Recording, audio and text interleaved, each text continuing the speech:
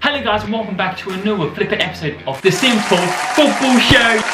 Your boy is back bringing you all the latest with the Premier League and football in general. So guys, today is a little bit different. Obviously, last video I didn't talk about VAR at all, and we know that's going to be a massive part of the Premier League this season and throughout Europe. So we're going to be talking about VAR, which stands for Video Assistant Refereeing. You know, I always forgot that then. Yeah, so Video Assistant Refereeing, that's what we're going to be talking about today in this video. I've got a few notes just to help me along the way, just so I don't forget things, because there's some key points I really don't want to mix it off. So, obviously the four main points within VAR, there's goals, penalty, red cards and misidentity. So obviously when a goal is scored, VAR will always quickly check it. So obviously the goal celebration happens, they'll check your VAR quickly, and if there's an issue, obviously then VAR and the ref will get a signal from VAR to understand that is not gone in.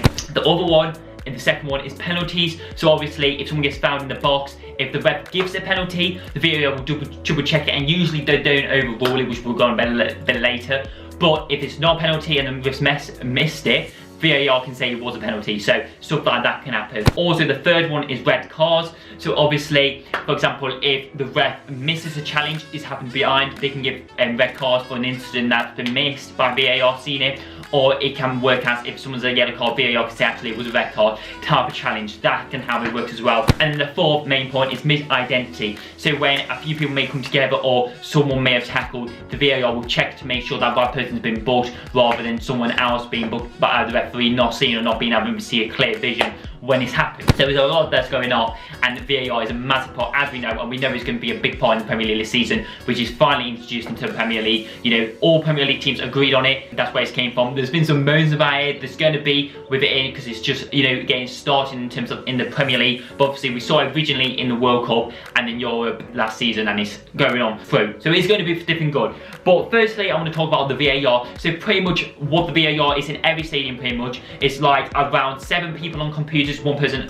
overviewing it, you know, supervising that's the word, supervising everyone on it, and they've got different angles they've got offsides to different angles of the pitch. You've got all camera angles, you know, which we see on the TV and more, you know, when the play's happening. And so pretty much what will happen is, for example, usually they don't interfere that much. It's only when, like I've said, an incident happened or penalties being misjudged. So a lot of the time the referee has the final say, and usually the referee calls something.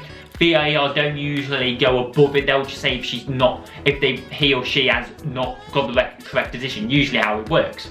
And we've already seen, obviously, the first week of the Premier League, you know, there were some big VAR decisions, you know, especially with Wolves, them scoring a goal and then it not being allowed, and then Sterling's offside being just a little bit off. And I've got to be honest, in what I saw last week, I think some of it is harsh, but it's with the thing with VAR, which I hope they don't, you know, I hope they get right, is they stick all the same. Do you know what I mean? Because, you know, we've seen VAR before, you know, it's kind of give a bit of leeway or something. You know, the Sterling one, to be honest, I think if that went for VAR, would have been goal. You know what I mean? No ref would have spotted that, no linesman would have spotted how it closed out, but VAR did. But I hope they just carry on and they stick with the same, otherwise it is going to be unfair and it's going to be unfair results happening. So if VAR does that, I just hope it goes all the way throughout and it's not missing things off as we go along the season. That's what I really hope happens.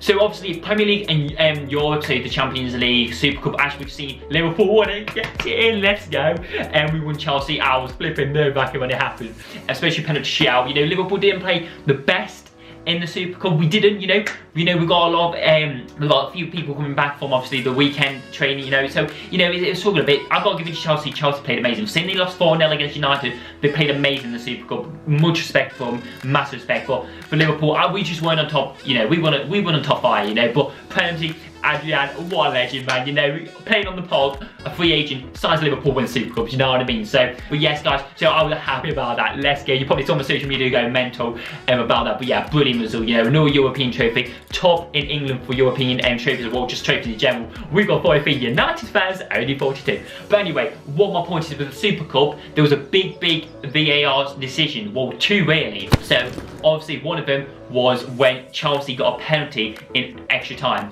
against Liverpool. Abraham was on the ball and Adrian, you know, tried to get in. Apparently the ref said penalty, you know. I've got to give respect for first female ref to ref an actual final in football and a European competition, I think, in men's football. They've done like local matches, normal matches, but in actually a competition European, so much respect to her. She was amazing, did an amazing job. But this one decision, I feel VAR didn't do the best, and this is where it may go a little bit wrong. Obviously the ref saw it and she gave the penalty, and VAR don't usually overrule what the referee's done a lot of the time. When it's something like a penalty decision, they'll just hold off. They'll look back at it, and because it was literally, it must have been the smallest contact, they gave it. But I feel like, and a lot of the commentators were saying after the game, I feel like the VAR should have overruled the ref decision and not give it a penalty, because it wasn't really a penalty. And this is where, you know, VAR's going to keep improving. You know, we know it's the first season, there's going to be mistakes, there's going to be mistakes happening, and you know, I don't feel the ref had a clear vision, and this is what people are saying about VAR, which is sometimes not always the best. Yes, it's brilliant, you know, it stops certain things happening, and it's a lot more fair with the game, you know, each team has a fair game, it's not going to be biased, stuff like that. But the only thing with VAR, as we know, is that if the ref says a decision, a lot of the time VAR would overrule it. You know what I mean? So, for example, if they get something, they won't overrule it, unless it's more like a red goal. You know what I mean? So that's where the issue lies, and it comes a lot with penalty. That's the main focus where I think sometimes a little bit up in there, which we've seen. Obviously, if a ref's given the decision for a penalty, VAR don't usually say no, it's not a penalty because it's been allowed. Which that's where I feel like VAR have seen more angles than the referee in whole. So I feel like VAR should overrule it, and I think that's going to happen in the Premier League, which you're going to say. You know, I feel like the VAR should overrule some decision that the ref sees, because it's not the ref's fault, they can't see everything, do you know what I mean? But that's where I think it's going to be a little bit controversy coming throughout the season, and you know, people are not going to be happy, people are going to be happy, decisions are going to go for and against you, it's just going to be happening. But I feel like in the future of VAR, it's just going to keep on getting better, keep on getting better, keep on getting better, you know.